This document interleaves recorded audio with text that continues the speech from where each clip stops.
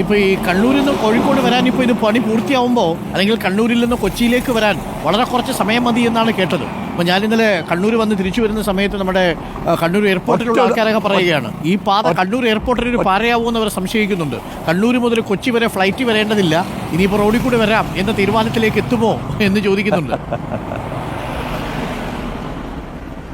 ഒറ്റ ഉദാഹരണം പറഞ്ഞുതരാം ഡോക്ടർ അരുൺ. വടകരയിൽ നിന്നും നേരത്തെ തലശ്ശേരി എത്താൻ 24 കിലോമീറ്റർ ഉള്ളൂ, പക്ഷേ യാത്ര ചെയ്യാൻ 1.5 മണിക്കൂർ പിടിക്കും.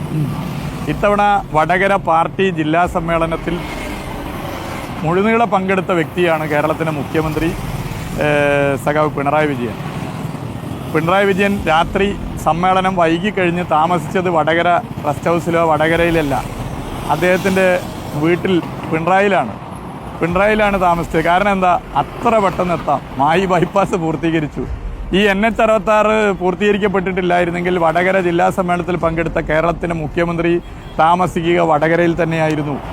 അതാണ് ഏറ്റവും വലിയ ഉദാഹരണം. ഇത് പൊതുവായിട്ടുള്ള സ്ഥിതിയാണ്. മുഖ്യമന്ത്രി മുതൽ കേരളത്തിലെ ഓരോ പൗരൻ വരെ ഇതിൻ്റെ ഗുണഭോക്താവായി മാറുകയാണ്. മാഹി ബൈപ്പാസ് വന്നതിന് ശേഷം 15 മിനിറ്റ് വേണ്ട വടകരയിൽ നിന്ന് തലശ്ശേരി എത്താൻ.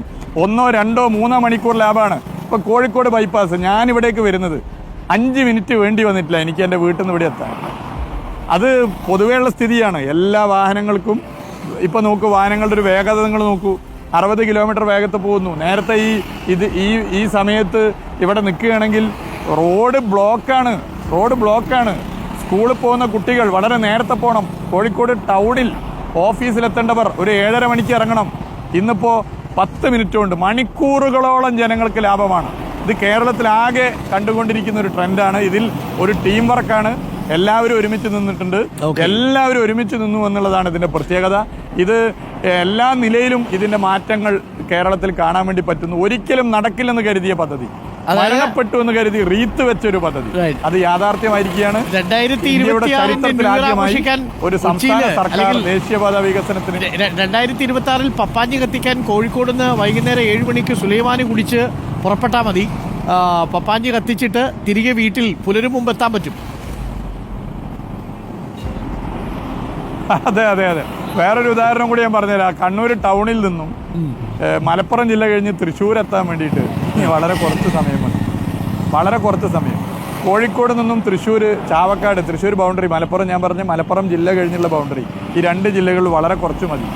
ഒരു 1 മണിക്കൂർ, 1.25 മണിക്കൂർ കൊണ്ട് കോഴിക്കോട്ട് നിന്ന് ഇപ്പോൾ അവിടെ എത്താൻ പറ്റുന്ന സ്ഥിതി. ഒരു മാറ്റമല്ലേ ഇത്? വലിയൊരു മാറ്റമാണ്. ഇപ്പോൾ നോക്കുക, അവിടെ ഇതിലെയൊക്കെ വാഹനങ്ങൾ പോകുന്നത്, ഈ മാറ്റം എല്ലാവരും ഒന്നിച്ചു നിന്നിട്ടാണ്. ഇതിനെ പല നിലയിലും വിവാദമുണ്ടാക്കി തടയാൻ ശ്രമിച്ചു. ഞാൻ ഒരു സംഘടനയുടെയും പേര് പറയുന്നില്ല. തടയാൻ നോക്കിയില്ലേ? ഏതൊക്കെ നിലയിലുള്ള തടസ്സം ഉണ്ടാക്കാൻ നോക്കി, എന്തൊക്കെ വാദം കൊണ്ടുവന്നു. ആ സമരത്തോടൊപ്പം അന്നത്തെ സംസ്ഥാന സർക്കാർ അടിയറ പറഞ്ഞ നിലപാട് സ്വീകരിച്ചിരുന്നെങ്കിൽ ഈ പദ്ധതി വരുമായിരുന്നോ? കാലാണ് ഇനി തരാൻ പറ്റില്ല, നിങ്ങളുടെ മുൻ സംസ്ഥാന ഗവൺമെന്റിന്റെ കെടുകാര്യസ്ഥതയാണെന്ന് പറഞ്ഞ നിലപാട് കേന്ദ്രം സ്വീകരിച്ചപ്പോൾ എന്നാൽ പിന്നെ ഈ പദ്ധതി ഒഴിവാക്കാമെന്നുള്ള സമീപനം പിണറായി വിജയനും ഗവൺമെന്റും എടുത്തിരുന്നെങ്കിൽ ഈ പദ്ധതി ഉണ്ടാകുമായിരുന്നോ? അതിന് ഫണ്ട് കണ്ടെത്തിയില്ലേ? അപ്പം ഇതൊക്കെ നമ്മൾ മനസ്സിലാക്കേണ്ടത് നിശ്ചയദാർഢ്യത്തിന്റെ പര്യായമായ ഒരു സംസ്ഥാന സർക്കാർ, ഒരു മുഖ്യമന്ത്രി ഈ കേരളത്തിലുള്ളത് കൊണ്ട് തന്നെയാണ് ഈ പദ്ധതി യാഥാർത്ഥ്യമായി. ഡിസംബർ മാസത്തിൽ തുറന്നു കൊടുക്കും എന്നുള്ളത് നമുക്ക് പ്രതീക്ഷിക്കാം ഏറ്റവും ഒടുവിൽ, അല്ലേ?